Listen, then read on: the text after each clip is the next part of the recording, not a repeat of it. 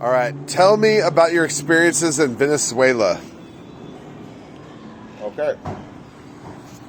So, growing up in Venezuela, the way I saw Chavez get actually legitimately the first time, not any time after that, the first time get legitimately elected into power, into presidency, was because the socioeconomic divide was so great that you have a huge amount of regular, everyday Joe people feeling completely tired of not being able to progress In society, right? in society, not being able to get out of the slums, which are pathetic. Please, if you have the time, They still can, Google, bro. You know that. And Americans please, if you have feel time, that. Google Petare slums. That's Petare slums. They are the most dangerous slums in the world. So you have this huge population of people who are poor, they're not educated, and here comes a guy that sells them on like, well, it's unfair that you've been treated like this. Vote for me. During his election, he sent semi-working fridges, laundry and dryer machines, food that was like 1 or 2 days away from expiring if it was already not rotten. But they see him as like, well, here comes this communist utopia where everyone is fairly treated. Now we look 20 years ahead. There's 3 million people who have literally walked out, not drove, walked out like an actual exodus from Egypt out of Venezuela because there's a shortage of milk, eggs, meat, and toilet paper. I have an actual friend from school whose dad owns 3 apartment buildings. You would think with the money he makes, he'd be able to like eat whatever he wants. No.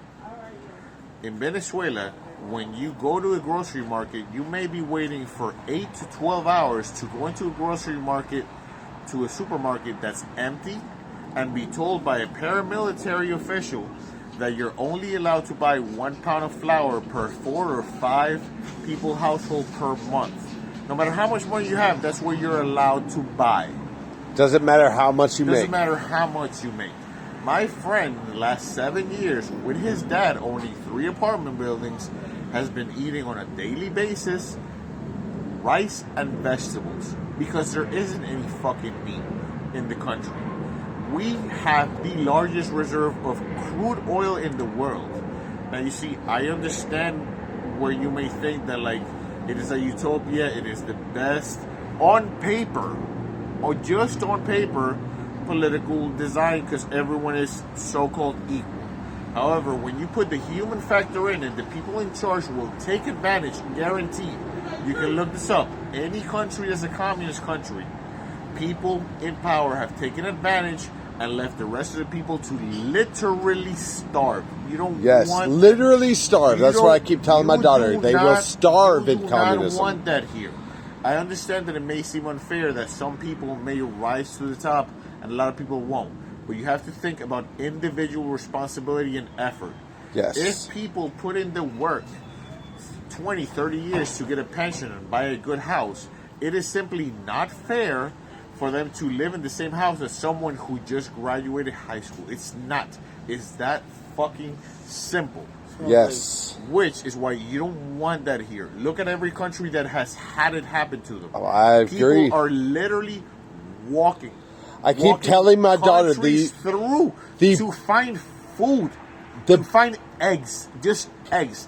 What you may find in a gas station. There's no eggs in a single gas station back home. We're talking about over 3 million people that have walked out like an Egyptian exodus. But in the beginning, it's simply to sell people the fact that, like, it's unfair. It's just unfair.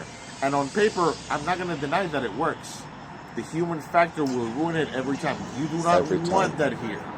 You want to earn your own keep. You want to be able to buy a house that is bigger than the one you had before you were 18. Please think about it and look into the actual facts and history. Not into paper, but into the actual facts and history and the evidence that it has never worked anywhere else. And unfortunately, the U.S. is not special. it will not work here. You It will do not work. want that here. It never Unless works. you want your kids and yourself to spend 8 to 12 hours in a line outside a supermarket that the shelves are empty and be told by a paramilitary official with a machine gun telling you can only buy this no matter how much money you have or you've earned. You can only buy this much for the month depending on how many people have in the house. You don't want that. Please look into it for yourself. You do not want that here.